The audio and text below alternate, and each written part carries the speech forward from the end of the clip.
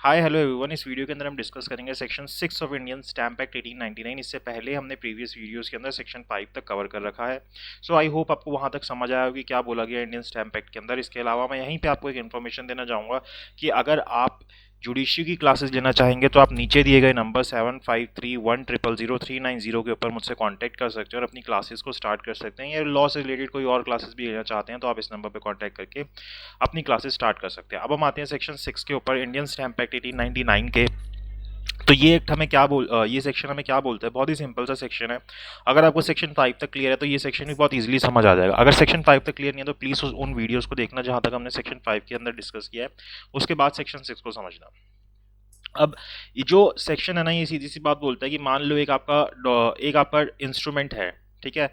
उस इंस्ट्रूमेंट के अंदर क्या हो रहा है कि जो डिस्क्रिप्शन आ रही है, बहुत सारी डिस्क्रिप्शंस आ रही है, इन द सेंस कि उसका जो नेचर है ना वो हमें पता नहीं लग पा रहा है। हम कंफ्यूज हो रहे हैं कि ये किस नेचर का इंस्ट्रूमेंट है, कि ये सेल डीड है, मॉर्गेज डीड है, या हाइपोथेटिकेशन डीड है, या ये एक आप बोल सकते हो कि बॉन्ड है, या क्या है ये, ठीक है। तो कंफ्यूजन सी हो रही है जब आप उसको पढ़ रहे हो। मतलब कुछ कुछ करेक्टरिस्टिक बॉन्ड के भी आ रहे हैं, कुछ करेक्टरिस्टिक मॉर्गेज के भी आ रहे हैं, कुछ करेक्टरिस्टिक सेल डीड के भी आ रहे हैं, कुछ करेक्टरिस्टिक आप कुछ भी बोलो, किसी भी इंस्ट्रूमेंट के और आ रहे हैं। तो उससे क्या हो रहा है, हमें कंफ्यूजन हो रहा है। अब जब कंफ्यूजन होगा तो हमें क्या लगेगा, पर्पस वो सिर्फ एक ही सॉल्व कर रहा है। अगर एक से ज़्यादा पर्पस होंगे तो सेक्शन 5 एप्लीकेबल हो जाएगा, वो हमने सेक्शन 5 में समझा था। यहाँ पे एक ही पर्पस सॉल्व हो रहा है और हमने एक ही इंस्ट्रूमेंट बनाया है, लेकिन अब हम कंफ्यूज हो रहे हैं कि ये जो पर्पस सॉल्व हो रहा है मेरा, इससे ये है किस नेचर का डॉक्यूमेंट। मुझे लग रहा है कि ये हाइपोथेटिकेशन भी है, मुझे लग रहा है कि ये सेल डीड भी है, मुझे लग रहा है कि ये रेलिंक्विशमेंट डीड भी है, मुझे लग रहा है जब उसको पढ़ रहा हूँ कि ये बॉन्ड भी है।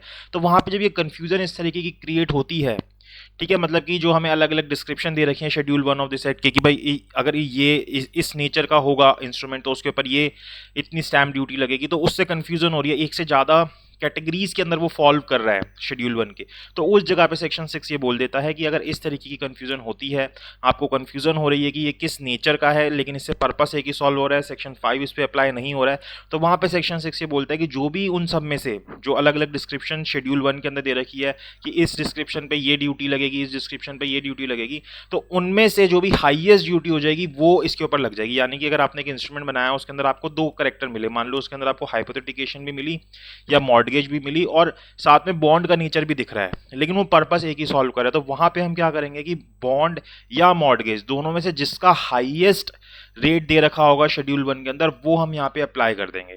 तो ये चीज हमें यहाँ पे सेक्शन 6 के अंदर बताई गई है। अगर हम इसको रीड करें तो यही हमें यहाँ पे बोलता है, where the duties chargeable thereunder are different, be chargeable only with the highest of such duties. तो जिसके ऊपर भी हाईएस्ट ड्यूटी है, कि भाई वो सेवरल डिस्क्रिप्शन के अंदर लाई कर रहा है, बट जिसके ऊपर हाईएस्ट ड्यूटी लाई कर रही है वही हम यहाँ पे अप्लाई कर देंगे। तो section 6 is subject to the provision of section 5, ये भी मैंने आपको बात बता दी। Section 6 apply only where the instrument contain only one matter, ये सबसे इंपॉर्टेंट चीज़ है, इसको स्टार मार्क आप कर सकते हो अपने बेयर एक्ट के अंदर भी। लेकिन उसके अंदर क्या हो रहा है कि मैटर तो एक ही है, बात तो एक ही हो रही है, लेकिन वो दो से ज़्यादा आइटम्स के अंदर फॉल कर रहा है शेड्यूल के अंदर, शेड्यूल 1 के अंदर, ठीक है, जैसा मैंने आपको इलस्ट्रेशन से समझाया। Section 6 cover cases where the instrument does not cover distinct matter but is ambiguous in regard to various entries. भाई है तो उसके अंदर एक ही बात, अगर एक से ज़्यादा बात होती तो फिर तो सेक्शन 5 अप्लाई हो जाता ना। है तो एक ही बात, लेकिन आपको कंफ्यूजन हो रही है कि ये है क्या एग्जैक्टली, क्या नेचर है इसका।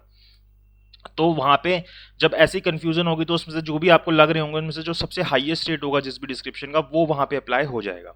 जैसे यहाँ पे इलस्ट्रेशन आती है, मान लो एक डीड है, उसके अंदर हमने पहले बोला कि एक बाइंडिंग करी, हमने एक स्टिपुलेशन डाली कि जो एग्जीक्यूटेंट है वो डिलीवर करेगा शुगर केन क्रॉप को ऑब्लिकी को इस डीड के हिसाब से, ठीक है। पहली बात हमने डाली, और दूसरी बात हमने डाली कि जो शुगर केन है तब तक के लिए हाइपोथेकेट रहेंगी एज अ सिक्योरिटी अगर पेमेंट नहीं हुई तो यहाँ पे क्या है, दोनों नेचर आ रहे हैं। एक तो यहाँ पे बाइंडिंग नेचर का हो गया, यानी कि स्टिपुलेशन डाल दिया, यानी कि एक बॉन्ड भी बना दिया कि भाई आपको पेमेंट करनी पड़ेगी। दूसरा हमने यहाँ पे इसकी हाइपोथेटिकेशन भी कर दिया, यानी मॉर्गेज भी कर दिया। तो इस सिचुएशन के अंदर है तो एक ही चीज़ की मुझे शुगर केन क्रॉप मिलेगी, दो तो नेचर की चीज़ें नहीं आ रही, एक ही मैटर है यहाँ पे, लेकिन कंफ्यूजन हो रही है कि हाइपोथेटिक मतलब मॉर्गेज है या फिर ये बॉन्ड है। तो इस जगह पे हम क्या करेंगे कि मॉर्गेज या बॉन्ड हम जाके देखेंगे शेड्यूल 1 के अंदर, दोनों में से जिसके ऊपर भी हाईएस्ट ड्यूटी अप्लाई हो रही होगी वो हम यहाँ पे अप्लाई कर देंगे।